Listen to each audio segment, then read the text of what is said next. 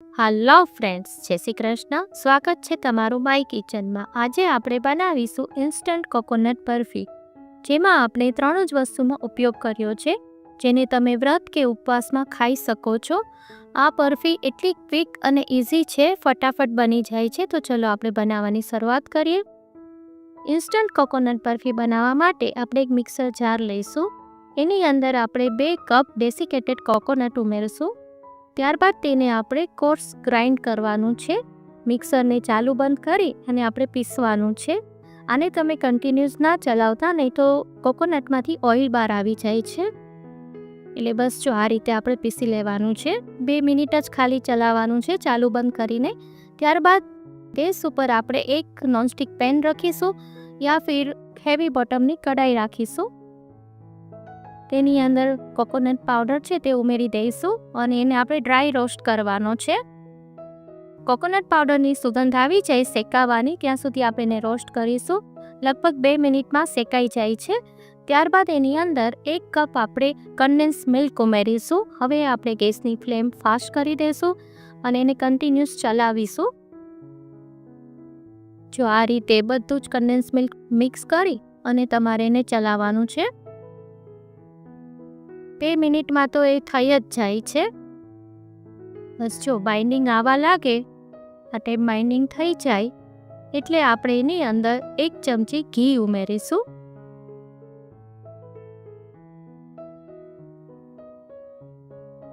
આ રીતે ઘી ઉમેરી અને પાછું આપણે એને ચલાવવાનું છે.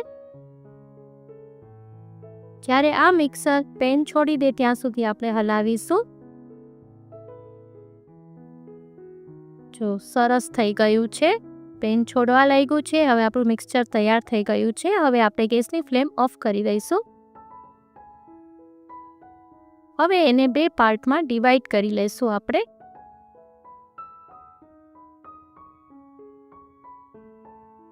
ત્યારબાદ એક આપણે મોલ્ડ લેશું.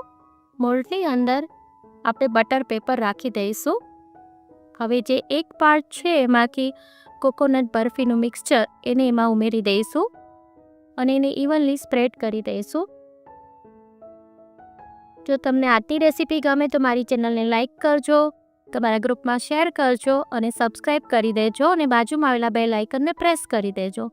જો આ રીતે સરસ સ્પ્રેડ થઈ ગયું છે. હવે જે આપણે બીજું મિક્સર સાઈડ પર રાખ્યું છે, બીજો પાર્ટ, એની અંદર આપણે પિંક ફૂડ કલર ઉમેરીશું. આ ઓપ્શનલ છે, તમારે ફૂડ કલરનો યુઝ ના કરવો હોય તો તમે પ્લેન પણ કરી શકો છો, આખી વ્હાઈટ પણ કરી શકો છો.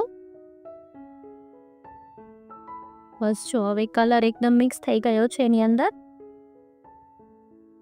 હવે આપણે એને જે પેલું પડ પાથરેલું છે એના ઉપર આપણે ઉમેરી દઈશું. થોડો ફૂડ કલર ઉમેરવાથી એનો દેખાવ મસ્ત આવે છે એટલે મેં ઉમેર્યું છે. બસ આ રીતે પાછું આપણે એને સ્પ્રેડ કરી દઈશું. એને બરાબર આ રીતે કરી લેવાનું છે. જો સરસ સેટ થઈ ગયું છે. હવે એને આપણે 2 કલાક માટે ફ્રીઝમાં સેટ થવા રાખી દઈશું. 2 કલાક ફ્રીઝમાં રાખ્યા પછી તે ઇઝીલી અનમોલ્ડ થઈ જાય છે ને આપણે આ રીતે અનમોલ્ડ કરી લઈશું.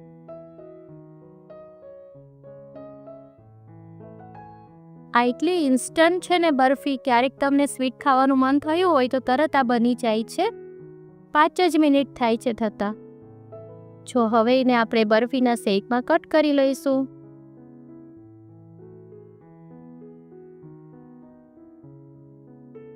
જો આ રીતે સરસ આપણે શેપ આપી દઈશું.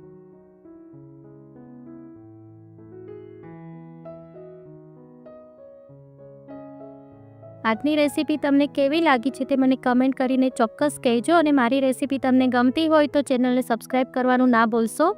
હવે એની ઉપર આપણે પિસ્તાથી ગાર્નિશ કરીશું.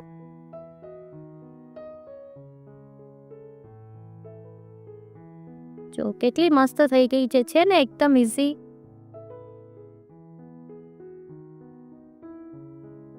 જો જોતા જ ખાવાનું મન થઈ જાય એવી છે ને, ફટાફટ બની જાય છે. તો ચોક્કસ ટ્રાય કરજો અને મને કમેન્ટ કરીને કહેજો કે કેવી લાગી તમને આજની રેસીપી. ફરી મળીશું એક નવી જ રેસીપી સાથે. Till then bye by.